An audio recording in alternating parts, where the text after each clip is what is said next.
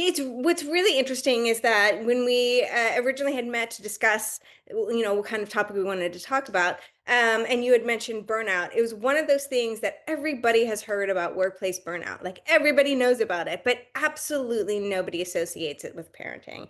And I just think that, I mean, that was one of those aha moments, and why I was, really excited to have you as a guest because if you don't have words to explain what you're feeling, then you have no tools to deal with it.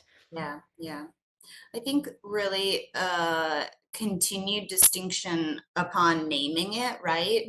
You're calling it burnout. It's something more than stress and more than overwhelm, is knowing that what's not working, right? You can't outthink it, you can't push past it, and then it becomes internalized to think, or the person becomes like starting to think that they're a failure because I can't get past this stress.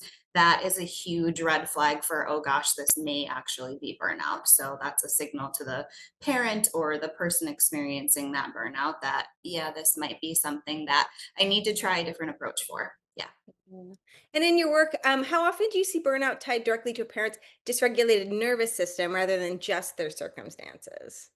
Yeah, that's a good question. I feel like when I start the interview process with new parents, I don't always know within our first conversation, but sometimes I will hear how their child is experiencing stress and the sensory input of the world and realize, oh gosh, I think that this might be more than let me help your child. It might be a let me help you as well too. This is how your nervous system might be perceiving that.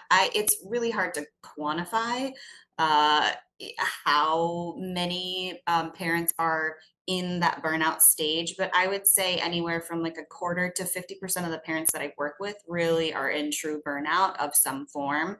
And it's, happening at all different phases. So they might be initially hitting it, or they might have been in it for a while. And burnout can last a lot longer than people realize. So having tools to help with that is super helpful.